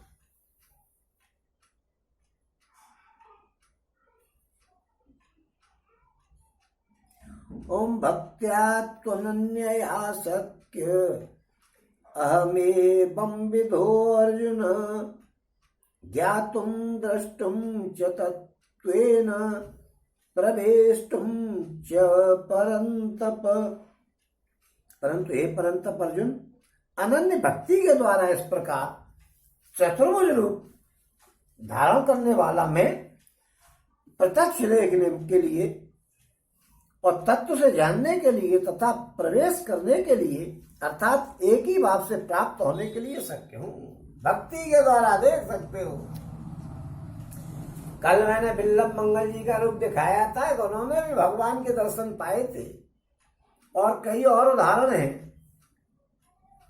ऐसे हजारों प्रोग्राम हैं जहां भगवान के दर्शन हो जाते हैं, केवल भक्तों को होते हैं। इसमें एक बार मैं बात अब बता ही दूं कि एक बार भगवान जी के जो भक्त थे कन्हैया जी के, वो भक्तों की सेवा किया करते थे और भगवान कन्हैया जी का बड़ा प्रेम से ध्यान किया करते थे। अब सेवा करने के लिए ऋषि लोग आया करते थे और वो भंडारा चलाया करते थे। अब भंडारा चलाने के लिए तो पैसा चाहिए। उन्होंने कहा भाई ठीक है, पैसे का इंतजाम जब तक घर में था करते रहे। अब फिर पैसा खत्म हो गया। ऋषि लोगों को तो पता लग गई कि जब भंडारा होता है तो वो आने लग गए। अब ऋषि लोग आए, अब घर में पैसे की व्यवस्था भंग। तो भगवान के भक्त ने सोचा कि नहीं हो तो दुनिया चोरी कर लेती है, मैं चोरी कर लूं। तो उन्हें ठीक है भाई कर लो चोरी, दिमाग में आ गई। तो अपनी पत्नी से कहेंगे कि तू ऐसा कर, इनको जब तक आप भगत करा ऋषि मुनियों को और फ्रेश होने दे, मैं अभी जरा पैसे का इंतजाम करके लाता हूं। तो वो एक आदमी के घर में गए। एक आध दिन का भोजन तो था ही, और लेने गए वो नहीं कि भाई चोरी करके ले आते हैं, पैसा साधुओं के सम्मान के लिए, खाने पीने को तो चाहिए। उन्होंने कि ठीक है, एक आदमी के घर में घुस गए। उन्होंने कि भाई वो सेठ था और एक उसका लड़का था। लड़का जग आया रात में, उसने कि पिताजी घर में कोई घुसे आया है। पिताजी ने कहा यार तू सो जा चुपचाप, जो पड़ोसी है ना अपना, जो भगवान का भक्त है, वो ज्यादा से ज्यादा चोरी करने आया होगा, क्योंकि उसके यहाँ वो साधु संत आते हैं, पैसा उसका खर्च हो गया है, तो धार्मिक काम के लिए चोरी करने आया होगा, चोरी करके आया होगा तो ले जाने दे उसको, तू सो जा। वो भगवान का वैसे ही भक्त है यार, जग के क्या करेगा, तू सो जा, वो तो भगवान के भक्तों की सेवा करने के लिए आया, चोरी करने ले जाने दे उसे। चोर ने सुनी कि यार ये तो भगवान का भक्त है, मेरे को जानता है, तो अभी सो रहा है कि ले जाने दो, इसके यहाँ चोरी नहीं करूंगा। वो चोरी नहीं करके उसने सोचा कि रास्ते में लूटपाट हो जाती है, राजनी जो किया करते हैं वो कर लिया जाए। बोली ठीक है साहब। भगवान की भक्ति में लीन थे, वो सेवा में लगे रहते थे। वो जाकर के और वहां एक रास्ते में जंगल में खड़े हो गए। अब सुबह से शाम हो गई, वहां कोई आया नहीं। उन्होंने कहा यार यहाँ तो कोई लूटने को मिला ही नहीं है, अब क्या करें। और साधु संतों के लिए भोजन की व्यवस्था भंग है, आज तो करा दिया होगा भोजन, कल क्या होगा, साधु तो हो जाते। वो भक्त बड़ा परेशान। भगवान कन्हैया जी ने सोचा कि यार मेरा भक्त परेशान है और ये लूटपाट करने के लिए बैठा हुआ है, तो फौरन एक व्यापारी का रूप धारण करके और सोने चांदी से लद करके और चल दिए तैयार होकर। रुक्मणी जी बोलेंगे कहाँ जा रहे हो? तैयार होकर के करे भाई क्या करूं मैं, एक काम से जा रहा हूं। कि नहीं मैं भी साथ चलूंगी। कि भाई तुम मेरे साथ मत चलो, तुम पवाड़ा कर दोगी वहां। कि नहीं मैं साथ चलूंगी। कि साथ चलोगी तो तुम्हें सेठानी बनना पड़ेगा और सोने वोने पहनने हो, वहां ऐसा मत दिखा देना कि तुम भगवान की भक्त हो।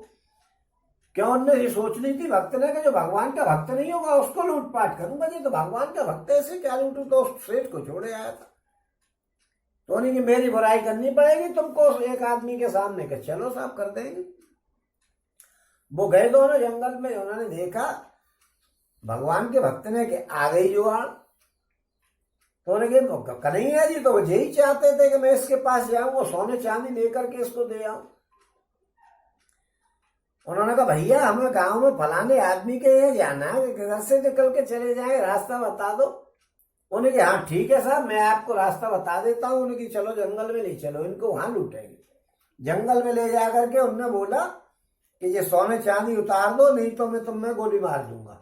गोली की नहीं कही थी, नहीं तो मैं तुमको जान से मार दूंगा, ये सब सामान उतारो। तो कन्हैया जी तो लुटने ही आए थे, उन्होंने सारा सामान उतार करके दे दिया। उधर रुक्मणी जी से कही कि तुम भी उतारो, तो रुक्मणी जी ने भी सबर उतार के दे दिया।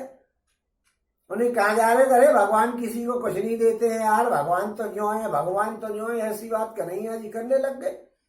उसने सोची कि ये कन्हैया जी के भक्त नहीं है, इनको तो लूट ही लो। और उन्होंने लूट करके, जब रुक्मणी जी की एक अंगूठी रह गई, ध्यान नहीं रहा उनको, उसको उतार के देने से उस चोर ने उसने पकड़ लिया हाथ। भगवान के भक्त ने जो चोर बना हुआ था कि ठहर इस अंगूठी को नहीं उतारेगी क्या, और हाथ पकड़ करके वो अंगूठी उतार ली। इस पर रुक्मणी जी थोड़ी सी क्रोधित सी हुई कि भाई हाथ पकड़ के इसने ऐसा कर दिया। कन्हैया जी हंसने लगे। रुक्मणी जी बोली कि तुम कर क्या रहे यार, इतनी बेइज्जती क्यों करा रहे, ऐसा क्या है जो तुम्हारा भक्त है? अरे भाई ये मेरा प्रिय भक्त है।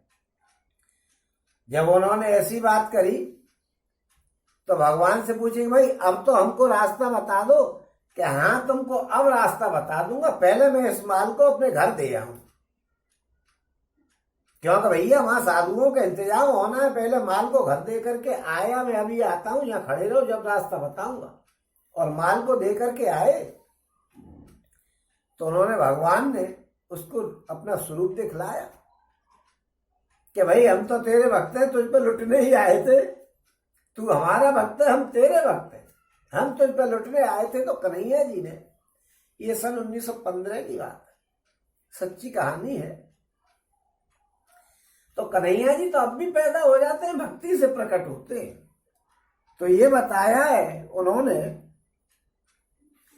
कि हे परंतप, अनन्य भक्ति के द्वारा इस प्रकार चतुर्भुज रूप वाला मैं प्रत्यक्ष देखने के लिए दिख जाता हूं, तत्व से जानने के लिए तथा प्रवेश करने के लिए, अर्थात एक ही भाव से प्राप्त होने के लिए मैं शक्य हूं। मैं बंदिश में हूं कि अगर आप मेरी भक्ति करोगे तो मुझे आप देख लोगे। मत कर्म क्रन मत परमो मद भक्त संग वर्जित निर्वैर सर्वभूतेषु यह समामेत पांडव। ओम हे अर्जुन, जो पुरुष केवल मेरे लिए ही संपूर्ण कर्तव्य कर्मों को करने वाला है, मेरे परायण है, मेरा भक्त है, आसक्ति रहित है और संपूर्ण भूत प्राणियों में वैर भाव से रहित है, वो अनन्य भक्ति युक्त पुरुष मुझको ही प्राप्त होता है। जो मेरे परायण है, जिसने आसक्ति छोड़ दी है, वो मुझको ही प्राप्त होता है। और यहां पे आकर के ओम तत्सदिति श्रीमद् भगवत गीता उपनिषत्सु ब्रह्म विद्यायाम योग शास्त्रे श्री कृष्ण अर्जुन संवादे विश्वरूप दर्शन योगो नाम 11 अध्याय समाप्त। बोलो श्री कृष्ण भगवान की जय। बोलो श्री कृष्ण भगवान की जय। बोलो श्री कृष्ण भगवान की जय।